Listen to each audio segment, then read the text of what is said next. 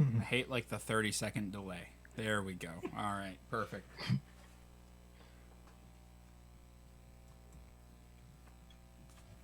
Welcome back, everyone, to No Story Left Behind, as we are still knee-deep in the COVID-19 quarantine, lockdown, whatever you want to call it. Tonight, we are still doing episodes over Zoom, and joining me is super producer Casey. Yo. And host Steve. Hey. And joining us tonight is Joseph Scranton, who served with Steve, if I got that right, in the United States Army. So thank you, Joe, for taking the time out of your schedule to sit down with us.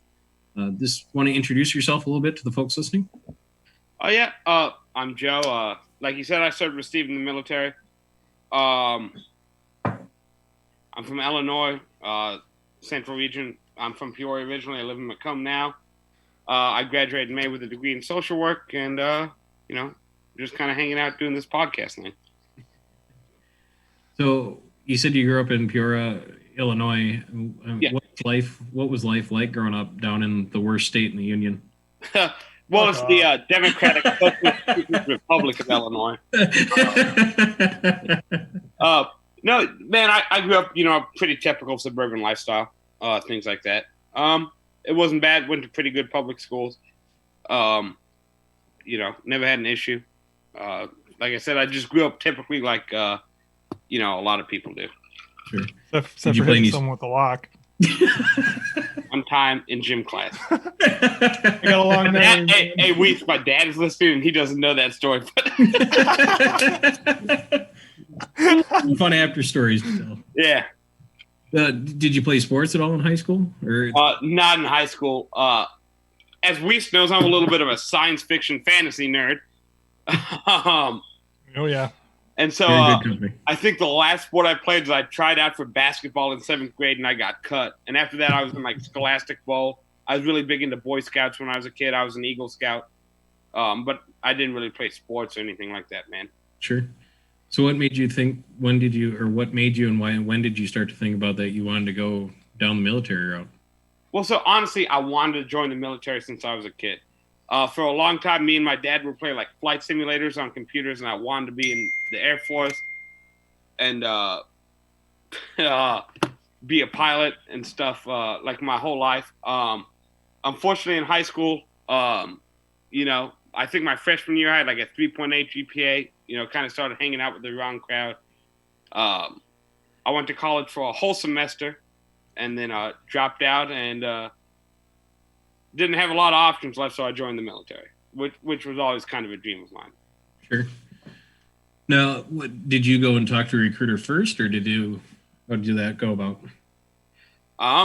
Yeah, I kind of just straight walked into the recruiter's office and was like, hey, I want to join the Army. Originally, we will laugh at this, I wanted to be a combat engineer, but that job wasn't open at the time, so I became an infantryman. You want to know a funny story? When I did reserves for a couple of years after I got out, and I was with combat engineers, and they thought they were pretty hot shit until we went to the field. It was a good time. Yeah, they all thought I was a psycho. So you did good taking infantry. Yeah. Why did you go Army? The other branches. Honestly, I kind of wanted to get out of Peoria at the time, and my dad and my grandpa were both in the Air Force, and they both wanted me to join the Air Force. But they had like a 9-month waiting list to even go to basic, and the Army's like, we can get you out of here in 3-4 months, bud. I was like, well, looks like that's where we're going. And so you mentioned you went to college for that one whole semester, and then you went to the military. How did your family react to that, and what did they think? And what was my mom was not a happy camper. Yeah, she was not a fan of me trying to join the military at any point in time. But it happened, and my dad was okay with it. He wanted me to join the Air Force, but that didn't work out. So were you nervous then when you got to leave for boot camp, and where did they send you? So I went to Fort Benning, Georgia, where all infantrymen go. The only time I was nervous was during the shark attack, which is after you get done in process and you get off the bus, there's people yelling at you. it's not the best time. And I made it all the way up the hill, and you got to keep your duffel bag over your head. And one of the drill sergeants grabbed my duffel bag and threw it back down the hill. He went, "Go get that fucking bag." And then I had to go all the way back down the hill, pick up my bag, and go back up. I think that was the only point I was like, man, maybe I should quit. But I made it through that first, 2 hours, and then I was good. What was the rest of boot camp like? I mean, did you have any instructors that still kind of stick with you today? It's basic training, dude. Boot camp is fucking Marines. Yeah. Use that shit. I don't talk to any of my instructors or anything like that. We had a drill instructor, drill sergeant. There was a Cav Scout that couldn't keep up on the run, so we made fun of him. Yeah, that sounds about right. Like when you do your ceremony after you get done with the final FTX and the bayonet march, he was wearing his little cavalry hat. Dude, I had a friend in reserves who was a Cav Scout. Whenever he'd get drunk, he'd be walking around in his boxers with that fucking hat on. And the spurs and the boots. His spurs. I was like, I'm going to take my blue cord and fucking choke you with it. Yeah, that's what I would do. Oh, we have a listener in the chat. I Hanson 86 says, Joey, you didn't change your shirt after that family Zoom? I did not, and that's my sister. So after training, where did you end up going, and did you have to wait very long before you went on a deployment? No, Weiss and I both kind of fell into Fort Bliss in this lovely deployment cycle. I went to Bliss in probably February, March of 2011, I think. Yeah, it would have been 2011. And then we did some training, and then by late August, early September, I was in Afghanistan. You got more heads up than me. Remember, I showed up and they're like, "Hey, welcome to 141." And I met you. We had to come down this big OP, this giant mountain. He didn't have nods, no sight in his weapon. And no.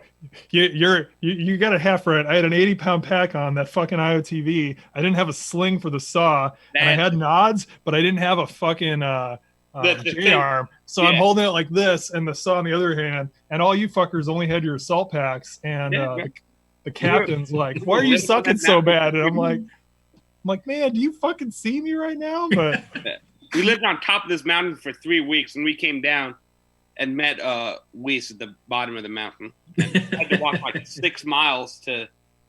That was Roadhouse, wasn't it? I actually met you at a barracks party before you left, but you were super hammered, so I'm not surprised you don't remember that. Yeah, sounds like me, but I think that was the night you kissed Palazzo, actually. Oh yeah. They promised him a carton of, was it a pack or a carton of smokes? No, it was a carton of smokes to kiss Reach at NTC. I don't know what it was to kiss Palazzo. I don't know. You know what? It gets a little gay when you're in the barracks. Got to do what you got to do for smokes, right? Yeah, man. Joe, you said that you met Steve in Afghanistan. Steve, you said you guys met back at Fort Bliss. Yeah. Yeah, I got there, dude. They were literally like getting ready to get on the plane when I showed up. Like when I got there, they were like, "Hey, welcome to 141, fucker. You're going to Afghanistan in 3 weeks." And I'm like sitting there in the van, like, "What?" Yeah, I met maybe half the platoon, and I saw them like once, and they were out. So Scranton was there probably 2, maybe 3 weeks before I was. I was there a couple months before you. No, dog. No, because I was in Afghanistan after I showed up. I showed up, and I was in Afghanistan a month after I got to Bliss. No, I was there way before that. I was at Bliss like 2 or 3 months before we went. Because I went to NTC. What's NTC? NTC is the National Training Center. Basically, you go play giant army laser tag in the desert for a month. Like, that's the best description. They have people that pretend to be terrorists or opposing forces, things like that. And you play laser tag. I've heard a couple other podcasts, and they talk about that laser tag system, and it's horrible. Like if it worked right, it'd be amazing. But like everything else in the military, It never works right. It's funny as hell when it does work right, and you're doing you're like, hitting this village, and all of a sudden, like when I did it with Carson, all of a sudden one of the privates in the other team, I just hear beep, and I'm like, oh, Green, you're dead. And then I wrote a whole letter to his wife that I was going to send about how he bravely charged the village, and gave it to him after he got back from being dead for a couple days. It's a blast.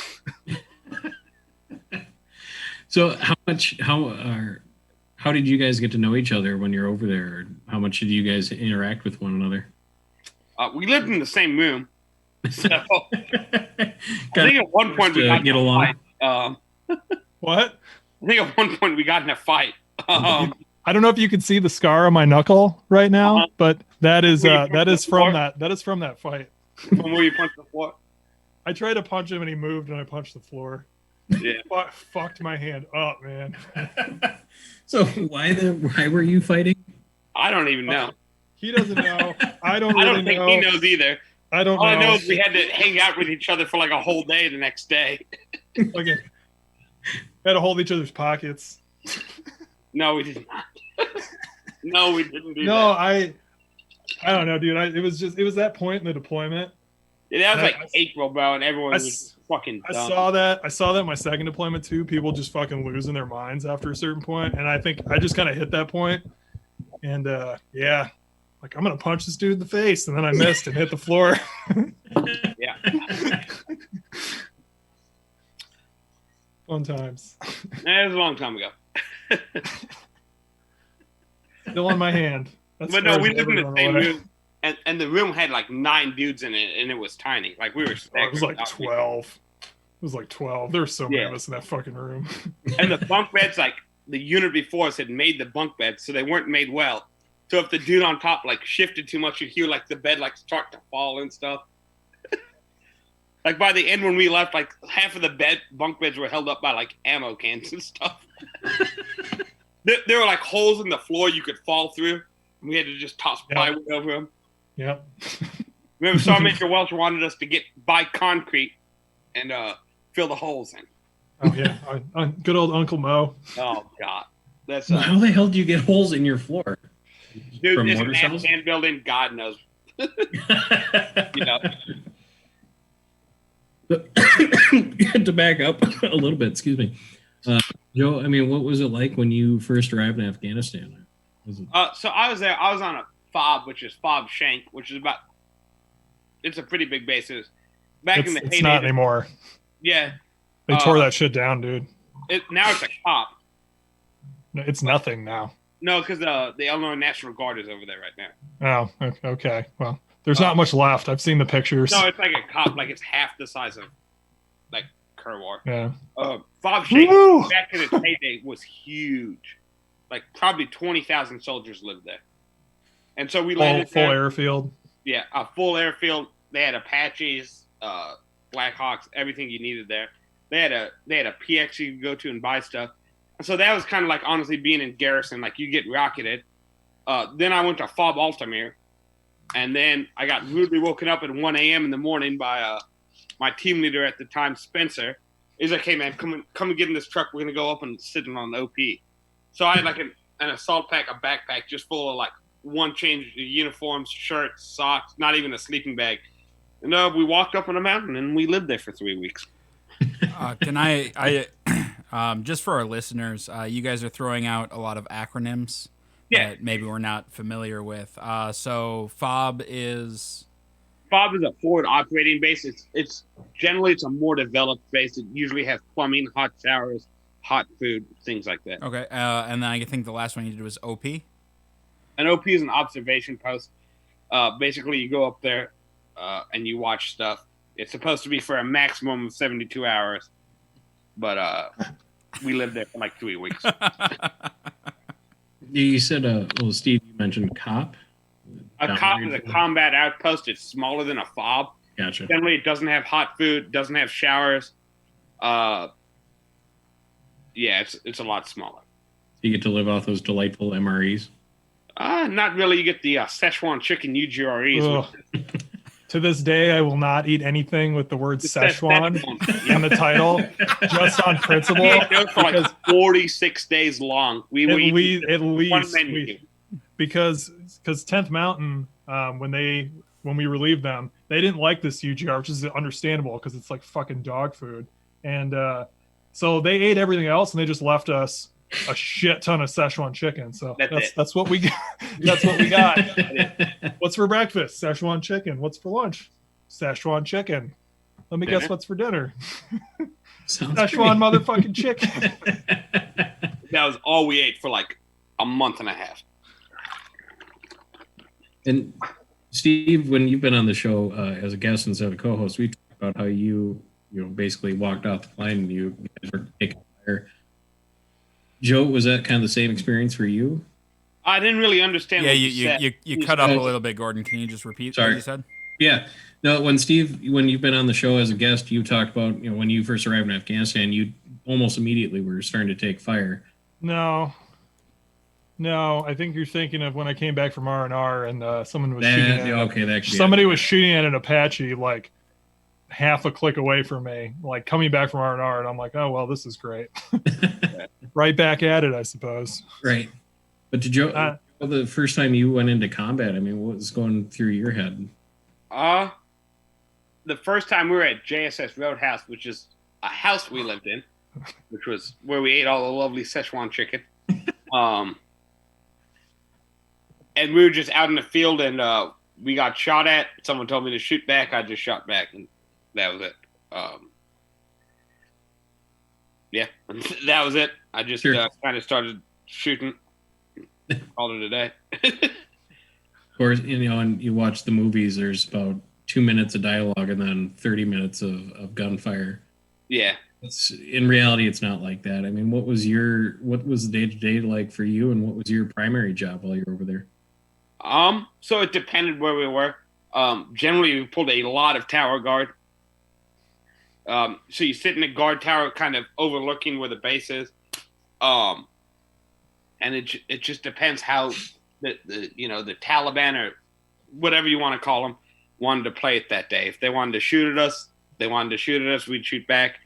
If not, we just kind of have a peaceful guard shift. And, during night, it was cold. So that sucked. Like, that's the coldest I've ever been. I think we hit like negative 43 degrees Fahrenheit. It was something like that. It got so bad, like the batteries, like powering your night vision, would freeze inside while it was still running because the batteries got too cold to work. And fun fact about that, we had these janky little heaters that were like heaters. Yeah. And Scranton knows where I'm going with this. And the one night he turned it up so high. I set the tower on fire. That the camo netting on the tower caught on fire, and he fucking caught the tower on fire. What? That happened more than once. And everyone did it too. We stood over there laughing. He's like, "Yeah, I did it too," because it was close. I didn't get that far, but it was fucking close. It was hot as shit in that tower. Stoves, where it was like a drip pan, so diesel would run down and hit the stove to heat the tower in a wooden guard tower. Yeah, clean. That's the definition of clean burning. Yeah. Not work. Wait, did you guys have much downtime while you were there? Did you have kind of fun or keep yourself from losing your mind? We got me reading and watching Game of Thrones because that's when the first season came out. Yeah, when it was good. And then I think someone sent me the books that were out, and I read those. Other than that, like, we still had internet. We watched a lot of Blue Mountain State, if you remember that TV show. Yes. We watched that all the time. And then, we had internet, but it was in and out. So, yeah, people would, like, download TV shows and stuff like that. And we'd watch stuff like that. Expensive and shitty internet.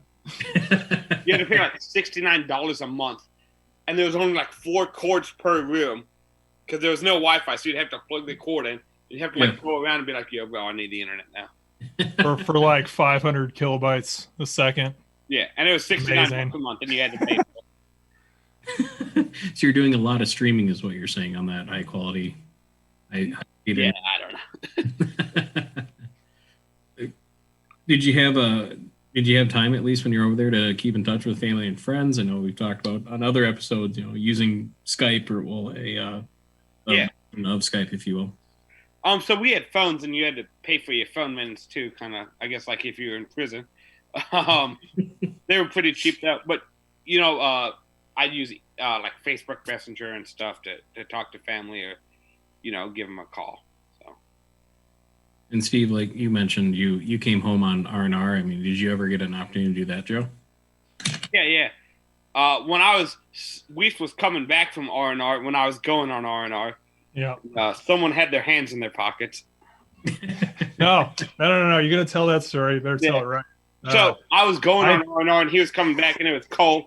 It's like 2 a.m. I'm like, dude, there's no way anyone's out here. We were coming back from like the USO or something. I'm like, fuck this. I'm putting my hands in the pockets. Sergeant Major walks around the corner and goes, come here. And so he makes us do 5 push-ups, and he's yelling at Weiss. He goes, Weiss, I've been in the Army a quarter century. Do you know how long that is? He goes, 25 years, Sergeant Major. He's like, shut the fuck up, smart ass. Do more push-ups. That's wrong. A long fucking right time. After a long time. I was like, whoa. No, that was he busted That's me. old Uncle Mo.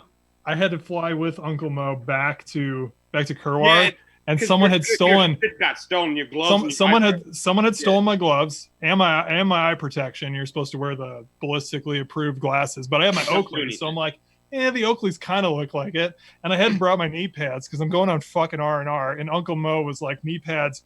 I'm pretty sure that they sponsored him because he was fucking hard for those knee pads. And so I'm on a Blackhawk with him with no knee pads, no gloves, and Oakleys. And I'm sitting right across from him. And I'm like, I'm just waiting to get yelled at. But I'm like, we're almost there. And he hasn't noticed. And then all of a sudden he goes like this. And he points at his knees. And I'm like, I'm gesturing at my knees, and he sees my hands, and he goes like this, and I'm like, oh. And then he points at the glasses, and I'm like, oh fuck. And like we get off the Blackhawk, he's chewing me out. I find my team leader, who was Spencer at that time, and told him what happened, and he goes up to Spencer, and he's like, are you Private Weiss's team leader? And he's like, Roger, Sergeant Major. And he's like, how come he didn't have any iPro or knee pads? Like, well, it sounds like they got stolen, Sergeant Major. That's not a good fucking excuse. The Valley Forge speech was epic too. The what speech? So Sergeant Major came out there, and he's like, y'all are, at one point he wanted us to, because we didn't have electricity and our hair was too long, he wanted us to cut our hair with scissors. And he goes, well, you know what happened at Valley Forge, boys? It was just as cold, and they didn't have electricity either. How those soldiers keep their hair in regulation? I'm like, oh my God. He goes, you remember what happened at Valley Forge? They all froze to death. And I'm like, half the army deserted. Who's going to say that? No, dude, that was, if I remember correctly, that was Spencer when he said that. He's like, you know what happened to them at Valley Forge? And it was like, it was Despot. They froze, Sergeant Major. That's right. They fucking froze. Like, I'm confused here. Do you want us to freeze? That's when he was on his warpath about the fleece jackets too. Yeah, I got a lot of great Despot stories, which I'm not going to tell here. But not appropriate for anyone listening. One of my favorites was during that whole event. He was standing right next to me, and it was when Uncle Mo started screaming at me because he said something, and I responded to him, but I didn't look at him because I'm at fucking parade rest, so I'm not supposed to turn my head. And that's when he starts waving his hands, and he goes, "I'm over here, Weiss." And I look at him, I'm like, "Roger, Sergeant Major." He's like, "You got problems, Weiss?" "Negative, Sergeant Major." "I got fucking problems." And that's at this point, Despot turns to me, and he's literally like, what, 5 feet away from us? Despot turns to me and just conversationally says, "This dude's fucking crazy." Yeah, Uncle Mo was a character. That was my favorite. Yeah. Yeah. I imagine that went over well with your Sergeant Major. Somehow he didn't hear that. Yeah, that's one of those moments. He was a little odd. One day I was on staff duty, which is where you sit outside like the battalion desk, and he walks in and backs up. He goes, "You guys want to see my tattoo? I got a hula tattooed on my chest. You want to see it?" I was like, "Oh, Roger." Yeah, he was a character. Sure as shit, he had hua hua tattooed on his chest. Yep. Why? I mean, No one knows. Can't tell you. more power to you. Yeah. Being out on a fob, I mean, did they give you an opportunity? I know the USO brings entertainers and concerts and stuff like that out there, but did you? Nope. See anything? The Fuck closest no. we got to entertainment was someone like brought a DVD of 300 and we watched it one night. No, we watched Blade 2 for Christmas, remember? Because everyone was arguing about Christmas movies. And for Blade some 2 reason, Die Hard's a Christmas movie too. because, Wait, you know, how the is best Blade Bla- 2 the a best Christmas movie? Sorry. Beats me, but you said the No, perfect Christmas It's a Christmas movie if Blade there's 2. snow. So that's what we watched, was Blade 2. And the Mighty Ducks. And the We had a Mighty snow day where like the air was red and we couldn't go anywhere. And we watched all the Mighty Ducks within like 6 hours. Okay, that sounds amazing. That's pretty good. I mean, What he there's- means I by guess there's air- worse when- movies to watch. when he says air is red, so they don't give a flying fuck about us really. Like there's 3 feet of snow on the ground. It's negative 30 out. Go on fucking patrol. But if air has certain levels of like readiness, Visibility for I guess you could helicopter. say, visibility for helicopters and such, and it's green, amber, red, and black. Black's like a hurricane or a tornado, which we had. But red is like the threshold where like the helicopters will not fly, and that's the only time we get a break, because if air is red, we don't have air support. And they're like, oh well, you know, they're expendable, but they're not that expendable, I guess. He's not wrong. So, what would be a red condition then that before they call out? cloudy. It's got to be a pretty bad snowstorm, and we had quite a few. It's something, and I'm from Illinois, something you wouldn't want to drive during. Yeah, you know, I remember middle school maybe. Got stuck with my mom driving from Hudson, Wisconsin to Green Bay in a whiteout blizzard, and we couldn't see more than 3 feet off the front bumper. Yeah. If it's so bad that you don't, you know, a Midwesterner doesn't want to drive through it, shit's gone That's silent. about it. So And then so you you're have- saying it was snowing in hell? Here's Wisconsin. Better than your state. That's where we're gonna put all the goodies.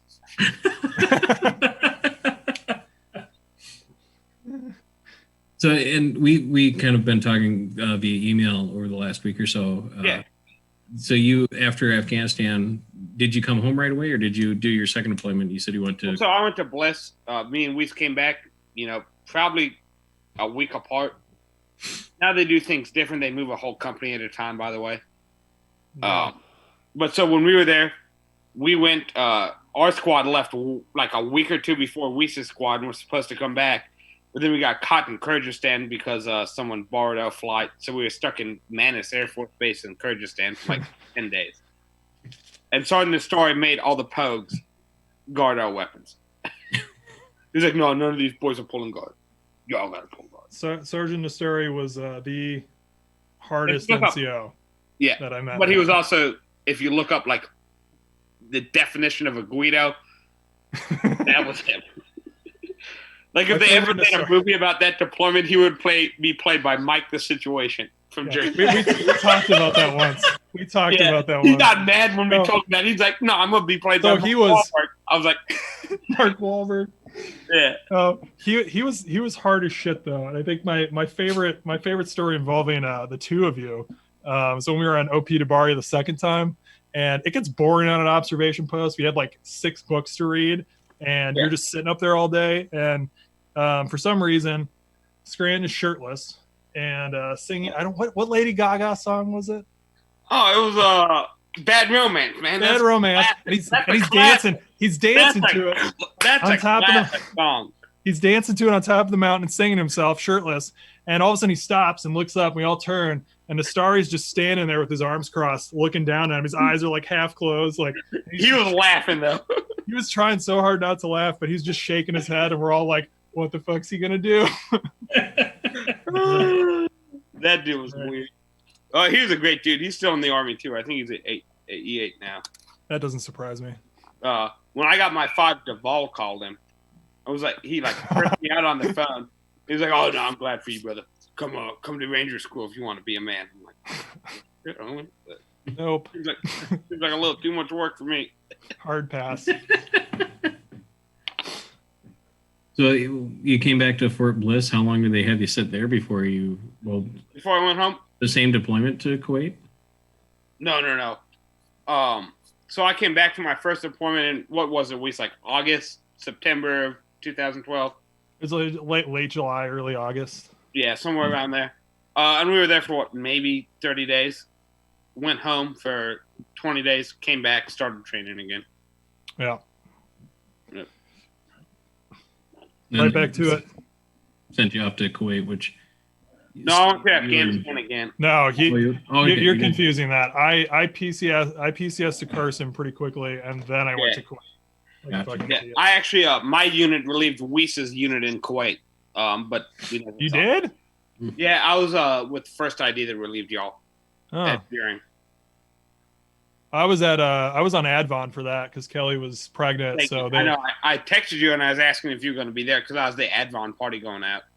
Oh yeah, I vaguely remember that now. Sorry, I was in the middle of trying to make my first child's birth, which I failed spectacularly at because the labor was like 2 hours long. So yeah. Well, shit, what was your second deployment to Afghanistan like? It was a lot less rough, a lot less getting shot at. It was a pretty good. We shared a fob with the Germans, which was pretty dope. We had a good first sergeant that let us do whatever. And must have been nice. Yeah, it was pretty dope. He was like, as long as Sergeant Major isn't on the fob, I don't give a fuck what you wear. As long as, yeah. He was like, I don't care. It was pretty good. But we were with the Germans, so we had a German defect. The Germans ran everything. At one point, that deployment would get rocketed like once every couple of weeks. We hit an IED, and then I had to go with my whole platoon and pull security on the vehicle getting recovered, and then I fell down the mountain and broke my ankle. Which, a truck hit an IED. No one was hurt, and I was the worst casualty because I fell down the mountain. I am in no way surprised by that. Yeah, I fall a lot. He kind of trips over his own feet. You remember when we went to Manny Bazaar? Yeah, and 22 times.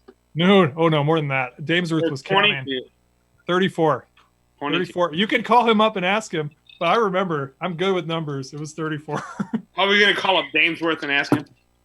We were walking across ice, and I didn't have ice spikes. I was the only dude without ice spikes. You know who else actually fell a lot that patrol? Was Turner, because he had that fucking Goldie, and it kept hitting him in the ankles. And I was walking right behind him, and I'd watch that thing hit his ankles, and he'd just fucking crumple. Yeah, he had because he was with us, my squad, that mission, and we ran out of the ice spikes.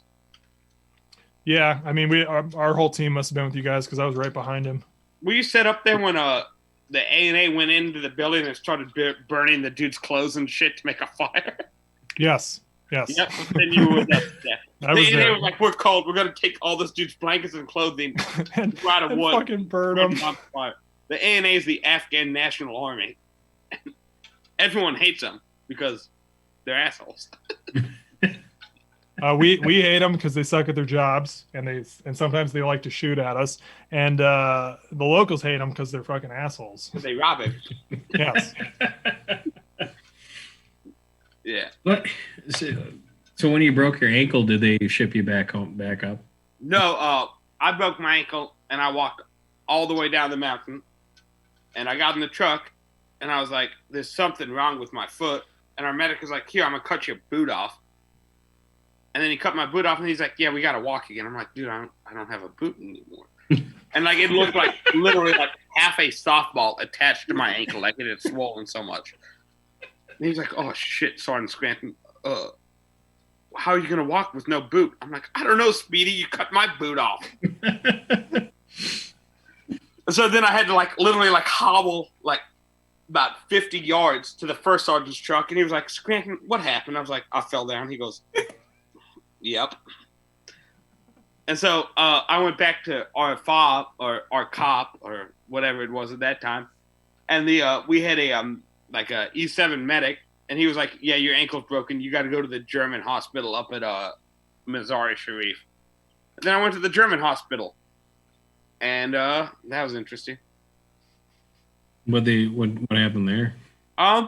So there was also a flight coming in where they thought someone was shot, but no one was shot, and so somehow the medevac code got screwed up. So they thought I was shot, and they were all just speaking in German around me. I'm like, dude, just look at no, I'm not shot. Just look at my ankle. And they're like all yelling in German. I'm like, well, this is good. This is how they got France.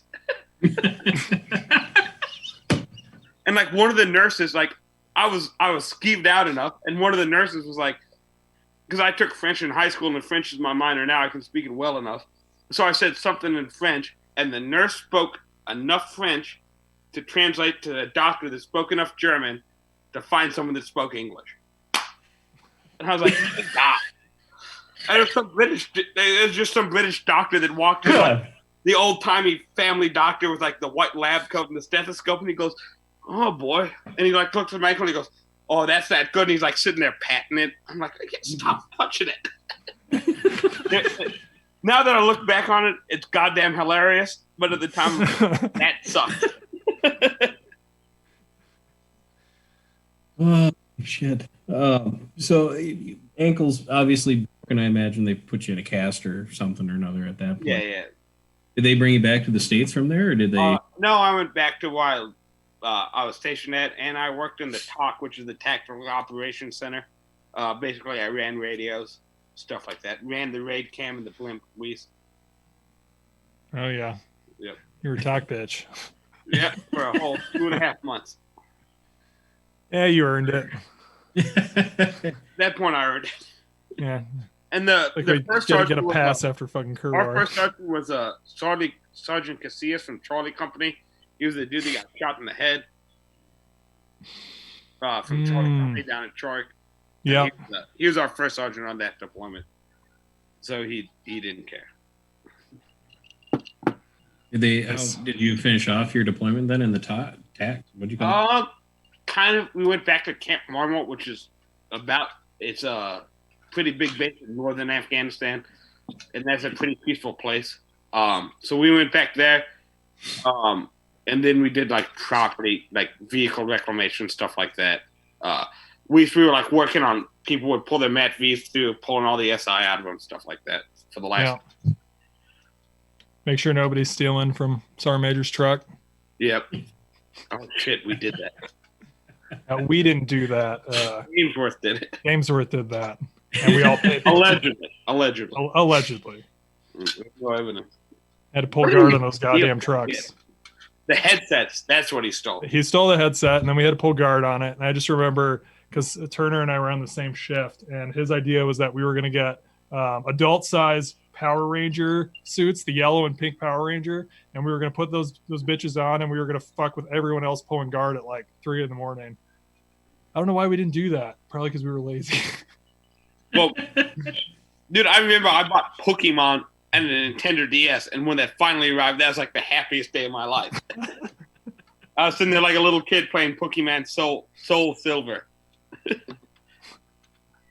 You guys could actually order your own stuff and have it sent over. You could order it, but we got mail like maybe 5 times at the tops.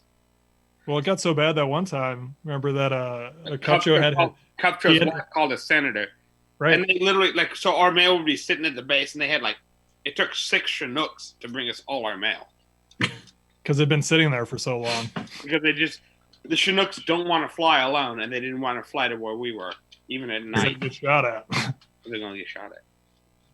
Listeners that don't know what a Chinook is, it's a giant cargo helicopter. Yeah. Lack of better. I can't imagine they're fast moving. It's the big one with the 2 rotors on top. They actually are faster than Blackhawks. It just doesn't feel like it when you're in there. Yeah, when they get up to speed, they get up to 200 knots. Say Blackhawk's like 160, but Blackhawk's much more agile, and I'd rather be in that if they're shooting RPGs at us. Were you there when we did the air assault on Punch Fire or whatever? Yeah, I was there. And we ate the Egg McMuffins before? Yeah. So I ate like 5 Egg McMuffins, and we're sitting. Remember how we kept circling around? Yep. We were waiting for the Apaches. So I'm sitting there getting sicker and sicker, and I have the 240 with the big machine gun. I'm like, dude, I'm not gonna make it. We touch down, and I can't. Like, I stand up, just Ralph all over the 240. Spencer has me like by the back of the vest. He's just like pulling me out of the chopper. I'm just puking everywhere. It was bad. Like, the crew chief at the back, he's like, someone's got to clean this up. Like, bro, I'm not getting back on this chopper. Yeah, you're right. Have fun with it. No, like, it was so bad, dude. Like, it was like inside the Picatinny rails and everything. It was bad. I was just puking my guts out. I only puked in a helicopter once. That was going on R&R because it was like 60. It had to have been at least 60-mile-an-hour winds, and we shouldn't even have gone. But we had who was that major in S3? Major Messer. He was one of the ones going on R&R. He's like, no, we're flying today, so we got a civilian helicopter. I'll be right back.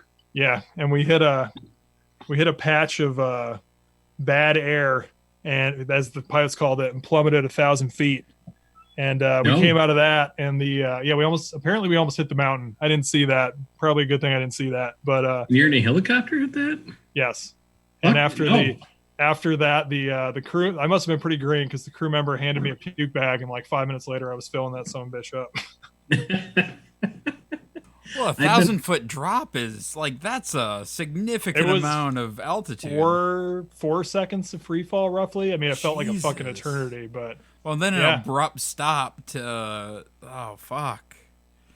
I've been in a plane. By abrupt stop, it kind of like leveled out. Leveled out, and that's what got me. I'm like, nope, I'm out. I'm out. I can't do this.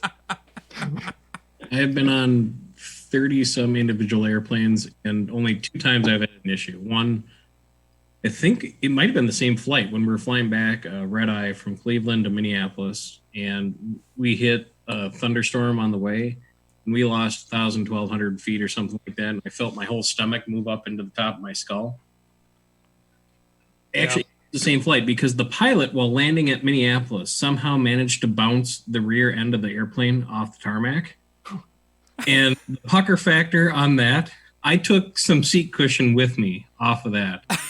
And Jesus Christ, no, absolutely not. So to do that in a helicopter, not enough money in this world to get me in a helicopter. Oh, fuck no. Yeah, Major Messer turns to me and goes, Private, how many rounds you got for that sod? I'm like fucking 100? We're going on R&R. Like, if we crash into the mountain, I'm shooting myself. Like, I'm not getting fucking captured. Were you there, Reese, at Roadhouse where they had intel? They're like, 100 dudes are going to overrun it tonight. Yes. They're like, Brock is that way. It's 12 miles away to our nearest friendly base. They're like, if we get overrun, just walk that way. Well, this just 12 clicks. This just got serious. Fuck. But those fake intel reports, come in all the time. You probably know.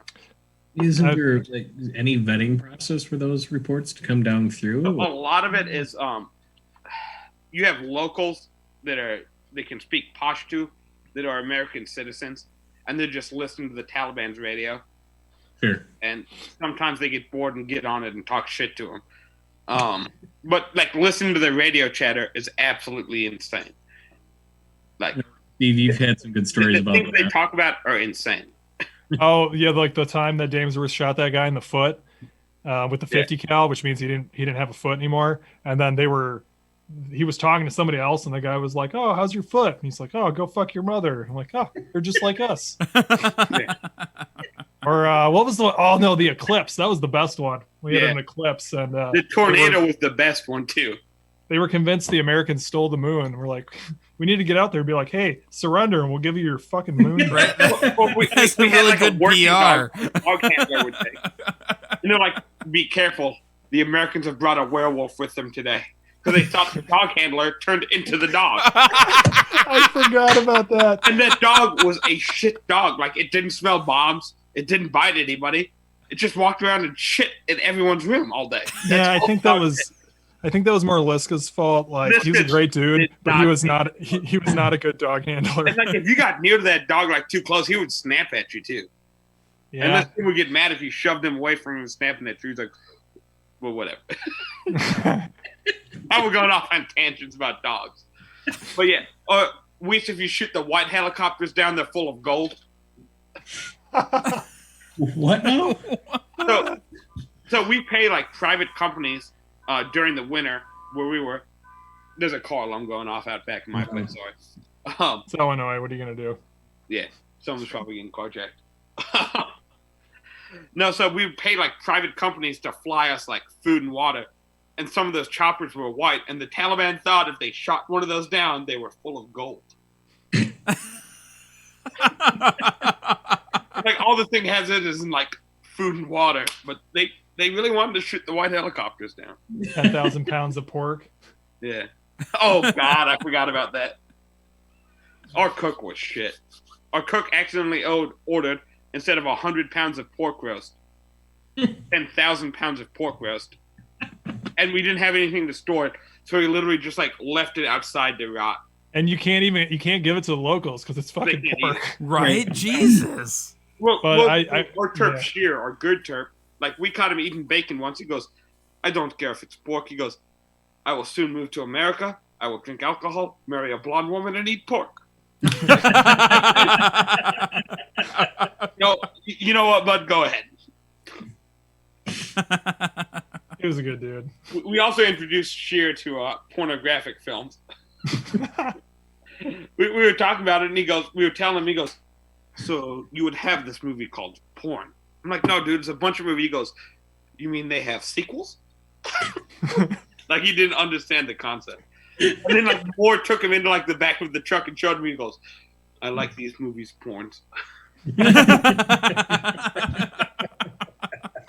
He was the Turk we trusted the best because he was straightforward. He was the one that pissed Nastari off to the point where Nastari was going to fight him, right? No, that was Ollie, the short one that we thought. Ollie, yeah. Ollie was the one we thought was talking to the Taliban because Sheer said that he could hear his voice on the radios and shit. Yeah. So if you get an incident like that, I mean, how much investigation, or do you guys pass that up the pipeline? Prove it somehow, man. I mean, here's the thing. You're alone out there. The closest base was maybe 6 miles away, but you have to walk the Hindu Kush Mountains, which are probably, besides the Himalayas, you're not getting over those mountains. That 6 miles might as well have been 1,000. Yeah. You're not getting there except for a helicopter. Even during winter, the passes snow, so no one can drive. So, dude, it's just you and the 50 dudes you're there with. Maybe we had 50 dudes at Kerwar when we had everyone there. Sure. Maybe. Yeah, 50 infantrymen and then a bunch of worthless pogues. Oh, those artillery dudes got canned, remember? They all moved out. Remind me what again POG stands for. It's very important. Personnel other than grunts. It's anyone who's not infantry or something like that. Our cook really hated that word. Remember when we got the good cook, though? When our shitty cook went on leave? Yeah. The E6? Yeah, he was the shit. We remember one day you and I had just got off guard, and we got breakfast, and we were sitting down, and we hear one shot, and we're trying to eat. We're like, no one. Yeah, that was the story I was gonna tell. And when he says breakfast, it was a good ass breakfast. Like the eggs weren't running. The dude made us French toast. Fucking French toast, eggs. Fruit Loops, and then we hear the shot, and we're like, I think we took our food with us to the guard tower. I was like, I think, maybe it's just A&A shooting at because they always do that. They're always popping off. And then we hear the 50 going off, and we're both like, fuck. And then we got to run from the chow hall back to the building. Ran through the mortar pit, called them a bunch of choice words, if I remember correctly. It was probably a homosexual slur. I would more than likely. I would guess. That was tornado day. No, that was the day I accidentally shot the roof with the Mark 19. Which was also, I'm pretty sure that was tornado day, dude. Tornado day was when we got called up for QRF because the two dudes from Delta Company got shot. Yeah. And then the A&A dude got killed, and like the Taliban had him and like cut part of his head off and like tried to scalp him or something like that. Yeah, it was intense. That tornado day was intense because the tornado's touching down, and it's not a dust devil. This is like a F2, F3 tornado. This is a full-size tornado tearing through Afghanistan. And we're you want to know something crazy? I have a great mind for dates. Like I just for some reason I remember dates really well. It was April 26th. Was it 2012? Yeah. May 1st is the French Toast Day because that's when Taliban opened fighting season. Because we were both on guard for like 18 hours straight. Yeah. And then you shot the roof with the Mark 19. Now, Mark 19 is a grenade launcher, right? Yep. Yeah. How do you have an AD with? I also had a staff sergeant who would not be named yelling in my ear to pull the trigger. He was trying to correct malfunctions on it because those Mark 19s were fucking shitty and they'd always jam. And we were on a balcony, so we had the roof right above us. And he has the thing canted up. I was like 5 feet away. I watched this whole thing.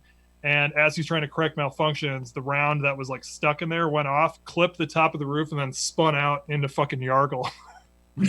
Yeah, Yargle was the closest village, and the people that fucking hated us. Yeah, because we ND'd fucking Mark 19 rounds into their goddamn village. At one point, Grimes also ND'd like a fucking law into their village. Our first day into that village was probably the closest I've been in a fight, like people to people in a firefight.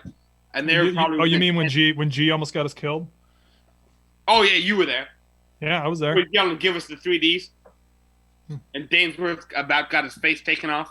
He was in the fetal position, in a foot away from his weapon. That's when he put me. Remember, he put me facing north, and we had that hill in Jazzy, which I knew they were going to shoot at us from, like 300 meters away, which is where they shot at us from.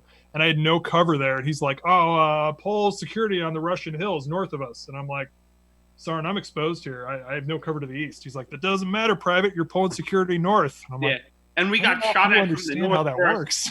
But then they were moving out of that wadi that ran right out of our cop and like moving up. Yeah. And like, we might have got fucked. We were pretty close to getting fucked. I had to get up and move like as soon as the shooting started. Yeah.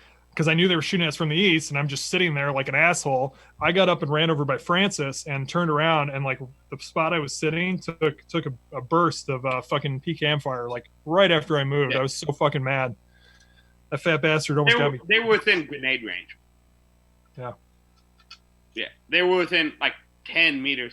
Because I remember Eric pulled up and he grabbed me and we turned left, and like you could see the dudes like just standing, like walking up on us, and we just started. He had the M14, the shitty one. And I just put the M4 on burst, dude, and I was just spraying. And Dainsworth turned around and was just spraying the 240. Or it's better than Sergeant G going, I shot him, someone go find his body. You remember that?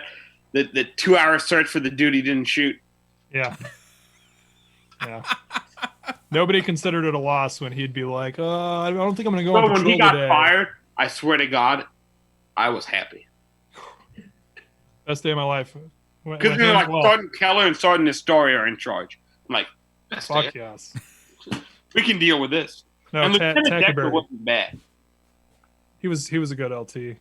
Lieutenant Decker was good because he just kind of let Sergeant Keller and Sergeant Astoria run everything. That's the mark of a good lieutenant is to keep your fucking mouth shut for the first 30 days and just let your senior non-commissioned officers do what they do. Well, imagine he did that. Came in what, like March, when the snow started to melt, so maybe mid-April. Yeah, when we got were you there for Mud Day? When we were going from Bahadur? R&R. You were. Yeah. That was when we were crossing from Bahadur to Shamshiri across that open field. Yep. And wait, no, I think I was that the day I almost died because I dumped all my water. and G was sucking when we got into Bahadur, so we had to wait. Oh no, G was gone by then. Yeah, so that I know what you're talking about. This was a different day, but he was sucking, so we had to wait, and naturally they maneuvered on us, and I was the last one into that field, and we started getting shot at. We had to bound through ankle deep fucking mud up those terraces, like 400 meters. That sucks so fucking bad. Yeah. All because he needed a break. Oh, remember when we got the new company commander and he went on one mission with us and puked and never went again? Yeah, I was 3 feet away from him because Duval came up to me and he was going to go with our team, and he turns to me and Mock, who are like probably the two most fit dudes in the platoon, no offense, And he's like, you mind if we break him off today? And we're both like, go for it. And so we broke off the CO. We got to where we were going. The CO promptly puked everywhere. His lapdog was like, "Oh, sir, are you okay? Are you okay?" It's funny as fuck. We're hijacking your buddy's podcast. Yeah, that's all good. Speaking of Taguba, I ran into him at NTC. Like 2 years later, he had no fucking idea who I was. I'm like, yeah, it's because you were a shitty officer. Who was Bravo's company commander. He was a little scary. Yeah. He is now a lieutenant colonel and is in charge of the Army's Desert Warfare. Good for him. He was a good dude. Talking about good. No, go ahead, but I don't want to interrupt you anymore. No, I said he was a good dude. Yeah, so it's a good job Doc for Lombard's him. in E7 now too. Doc Lombard was probably the best medic I ever had, honestly. He would get so involved in firefights that Nastara used to have to throw him down and be like, if you get shot, who the fuck's gonna fix you? Like he was. You with us when Dick called the A10 in on our position, and they all thought he was dead. That was the joke. We were actually making fun of you. The joke was that you were looking up as the A10 came in. You're like, they're coming right at us. Yeah. But no shit, I would have shit my pants if that A10 came in on me. So did they hit from maybe 30 meters away and set the whole Kalat? A Kalat is an Afghan compound.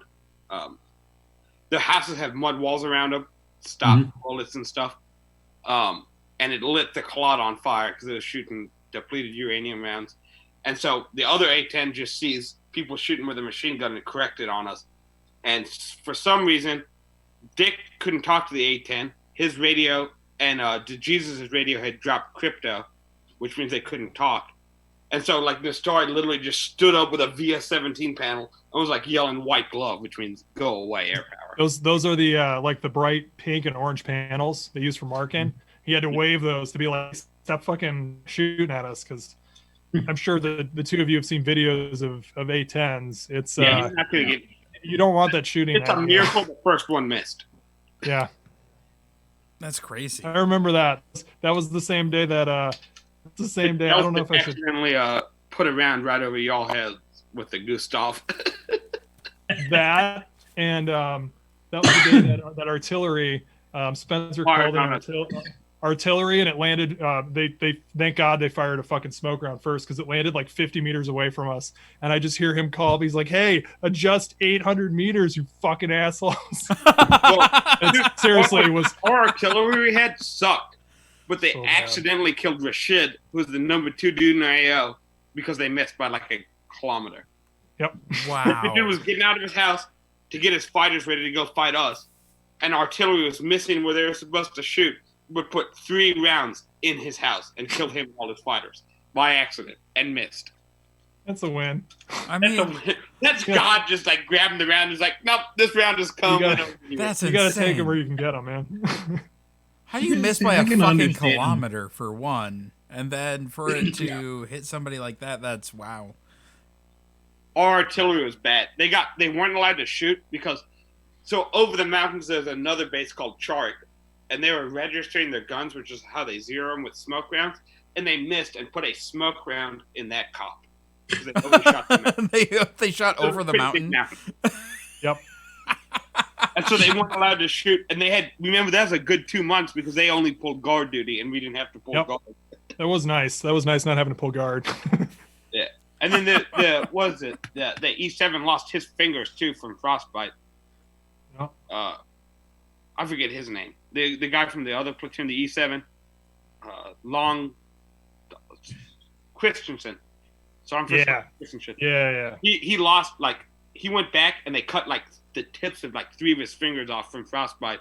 He's like, all right, I'm gonna go back. He's a good dude. He was a good dude. That's all I got. I want to back it up. The tornado day. Were you guys in a gunfight and a tornado touchdown? Yes. We were in a gunfight. We went to relieve the other platoon that was in a gunfight first, and then we all got in a pretty big gunfight. And there's literally there are pictures of this. I have a picture right now. There was a tornado touching down about maybe 2 clicks north of us. It was not that far away. It's no, because the wind was even still like pulling the smaller trees like out, of the era. Yeah, that's why the Afghan guy ended up dying because we couldn't get a medevac to come in and pick him up because there was a fucking tornado. The Apaches showed up over the mountain, saw the tornado, and they're like, "Nope, we're done." We had A-10s because they can fly above it. Yeah. But that was it. So a click is a kilometer, right? A click is a kilometer. It takes there's 3 point something clicks in a mile. No, there's there's a little less than 1.2 2 kilometers to a mile. 1.3? 1.67. 1.67. About a kilometer and a half to a mile. Just for listeners, I can usually typically do the math in my head, but yeah, that's good. Well, it's too close for my comfort.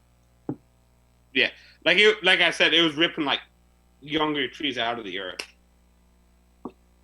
At some point, like, did you guys or did the Taliban decide that they were going to disengage and get the hell out of Dodge, or just keep going? Usually they break contact before we do, because they can't take us in a straight up gunfight, right? It's like the Minutemen, the Viet Cong. They have to use the element of surprise and jump up because that's their backyard. They know every deer path, every creek, everything. So they're just going to pop up and take pop shots and try to kill someone and run away. So after, how long were your second deployment? How long were you over there for that second deployment, and when did they? 9 months. 9 months.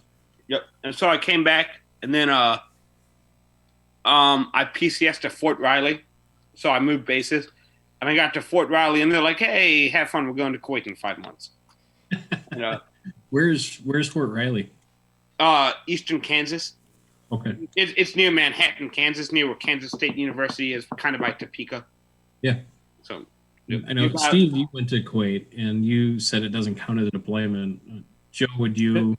I would agree, but Kuwait, I think, was the shittiest deployment I went on, just because they made it dumb. They made it stupid, and I'm assuming yours was just as stupid as mine, but it was like constant training and shit.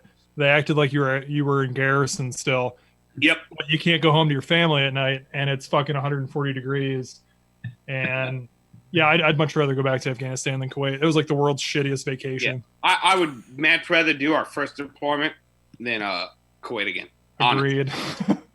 So why are we in Kuwait then? Why do we have a base? We have base in Kuwait basically because the Gulf War started because Saddam Hussein invaded Kuwait. Okay. So we had to push Saddam off the oil that's in Kuwait, and we had to protect the Saudis. There's still oil, which is why we're still there. We got to do training with the Jordanians, though, my last 2 months, and we got to do training with the Israelis. And the Israelis are the best military I've ever seen in my life. Like the Czechs, the Germans, us, nothing even comes close to the Israelis. I didn't get to do shit over there because I was a squad leader at that point, and they were trying to get me to re-enlist. And they were holding. I'd been a squad leader for almost a year at this point, and I should have had my staff sergeant, but they were holding it over my head to get me to re-enlist. And eventually, once I was like, "No, fuck you, I'm getting out." Within a week, they were like, "All right, we got this other staff sergeant coming in. He's going to take your squad. You sit around and focus on getting out, I guess." And it was the most boring shit in the world. You were mech at Carson, weren't you? Fuck Bradley's, dude. I'd rather be light. So I was a section leader, and then I caught an Article 15 for hazing. That's the disorderly conduct of the military. If anyone's isn't familiar with that, it's basically the blanket, like, we don't have a specific thing to get you with, so you're getting a fucking Article 15. I had to summarize, though, dude, so I didn't lose pay or rank, and I did 7 days. I did 7 days of extra duty because I was hazing, apparently. We're privates. We a few years ago. I wasn't even hazing with that bad. A brand new private called me bro, so I made him pull his IRTV on and run around. Dude, I don't know how I never got slapped with this shit. I once had 2 new privates come back from the range, and like the machine gun range, and one was fucking filthy, but he shot like 60, 61 out of 75 or 80, whatever it was. He shot good for being brand new, and I was like, good shit. And the other dude was like clean because he didn't want to lay in the puddles, and he shot like 19, and I'm like, oh, so since you want to avoid the puddles and shoot like shit, you're gonna go outside and roll around in the fucking dirt for a while. Yeah. Like, Dude, the only never got nailed for that. is because like one of the E7s that worked in like the battalion HQ, battalion headquarters, saw me smoking this dude and reported it to the commander. Remember when Despot did that with Hare and Noyce and Uncle Mo saw it? No, it was, what was that shitbag's name? He got kicked out. Ski. He got kicked out for doing coke after he came back from being AWOL. That sounds about right. Yeah. So after Kuwait, you come home, and was that your last deployment? After Kuwait, I got back from Kuwait in May, June. I was home for my birthday that year, so like back in Peoria. I took my leave, and then kind of just focused on getting out and doing everything. We can tell you, getting out of the Army is a process. And you're going to pay a lot of money to get out of the Army. Yeah, I tacked $17 onto that to steal my whoopee. My CIF charge at the end. Woo! But I'll eat that. That's $300. Hearing about these whoopies across different podcasts, and I want to fucking see one. A whoopee? I have one. I stole mine. I stole mine and paid the $17 for it because I could probably get it cheaper at a surplus store, but then it wouldn't be mine. Right. You know. No, that Whoopi and I have been through some shit together. There you go. Here's my whoopee. So it's this blanket or? So it's a poncho liner. Basically, even if it's soaking wet, it'll still keep you warm. And it's super light. It packs down nice. It's just like Like your you best expect friend. it's into like maybe a softball, baseball size thing. No shit. Yep. So coming home, what was it like? Did your friends or family give you a reception or anything like that? Yeah. When I moved home, when I got out of the military finally, after 6.5 years of service, I moved back home with my mom and my dad. I was like, dude, I'm gonna be an EMT and a paramedic. Then I learned EMTs and paramedics don't get paid that well. So I was like, I'm gonna go to, but no, like I think I got home from Fort Riley at like 1 a.m. because I had to sign out at midnight, so it must have been later than that. I think my dad was like just waking up to go to work and stuff, and no, I've never wanted like that big of a thing though. Like I'd never wanted people with signs at the airport or, you know what I mean, anything like that. That's just not how I am, man. Sure. I mean, was it difficult transitioning back into a civilian life? I mean, what was it? Was for a little bit. I drank a lot. Like I'd go to the bar. I drank a lot when I was still living with my parents. Honestly, probably a little too much to be honest. But yeah, I adjusted. It took about 6 months, and now I'm fine. Did you have that moment of enlightenment, if you will, then where you kind of realize, hey, I should? It's not a moment of enlightenment. It's just like, I don't know how to describe it, man. It's like, I was like, here's my next thing. I'm going to Western Illinois, and I'm going to nursing school. I got to move, get everything squared up. Yeah. So, since you've used the GI, you're in school now, or we're in school, Western Illinois. Yep. So, how's it going so far? I mean, being 6.5 years in the military, come back and there's a bunch of 18, 19-year-olds in classes. So I ran into luck. There's a very active veterans club here on this campus. I'm currently the president. It's the oldest operating veterans club at a public university in the country. We've been operating since 1918. Nice, man. Good for you.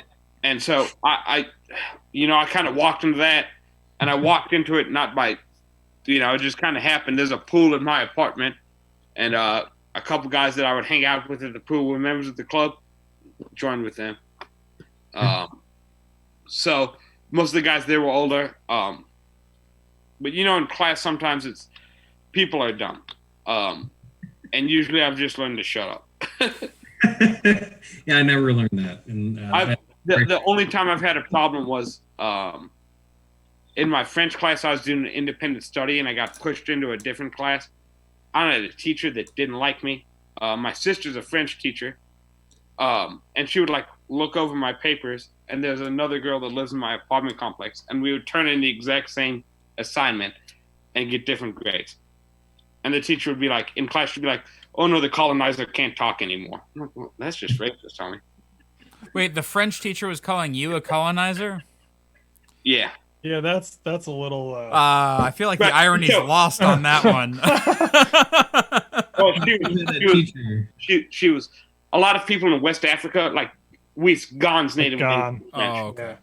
And so a lot of people in West Africa speak French, and she was from Senegal, I believe.